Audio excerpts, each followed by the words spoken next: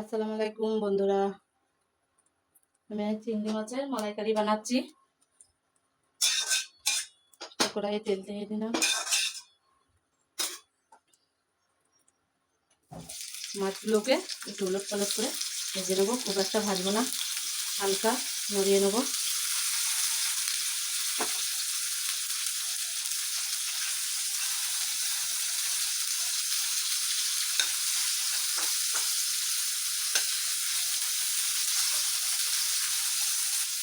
দেখো বন্ধুরা, হয়ে গেছে।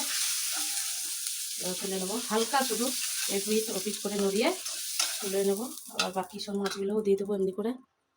দেখো বন্ধুরা, উলট পালট করে আমি সব চিংড়িগুলোকে ভেজে নিলাম। এরপর ওই জায়গাতেই তেল দিয়ে দিয়েছি, কিছুটা দেবো দারচিনি আর তেজপাতা।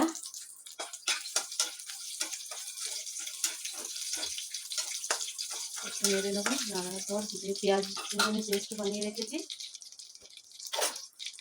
পেঁয়াজ বাটার থেকে মধ্যে ভেবে নড়িয়ে নেবো। এর মধ্যে আমি আদা রসুনের পেস্ট দিয়ে দিচ্ছি, আবারও নড়িয়ে নেবো।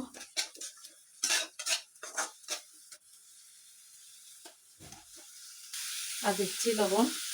তখন অল্পই রাখছি লবণটা, কারণ মাছে যখন ভেজেছি তখন লবণ হলুদ দিয়ে মাছটাকে ভেজেছিলাম। এবার টেস্ট করে পরে দেখা যাবে। সব ধরনের মশলা দিয়ে দেবো, লঙ্কা গুঁড়ো, হলুদ গুঁড়ো, যা যা মশলা লাগে।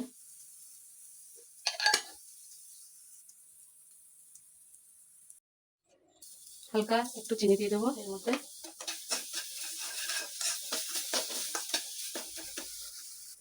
এবার যে আমি নারকেলের দুধটা একটু একটু করে দেবো আর নেড়ে নেবো।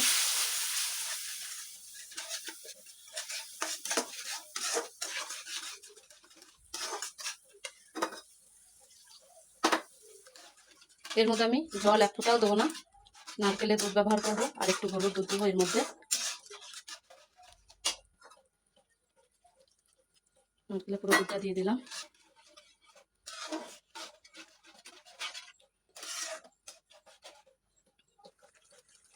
গরুর দুধটা রাখা আছে, গরুর দুধটা আমি দিলাম।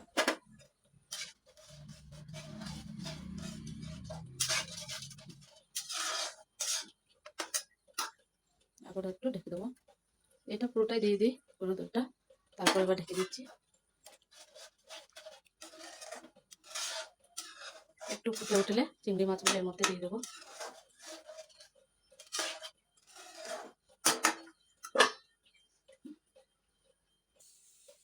আমি দুটো কাঁচা লঙ্কা দিয়ে দিচ্ছি। এবার এর মধ্যে আমি ধীরে ধীরে চিংড়ি মাছগুলোকে ছেড়ে দিচ্ছি।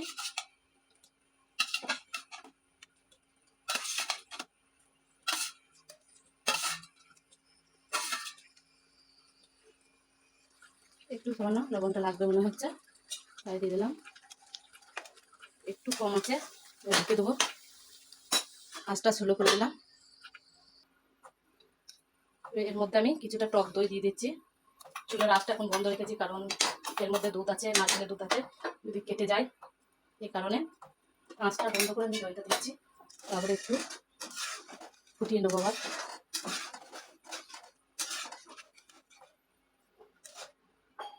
দইটা অপশনাল, কেউ কেউ দেয় কেউ কেউ দেয় না, দিলেও হবে না দিলেও হবে, তোমাদের ইচ্ছা হলে দিবে।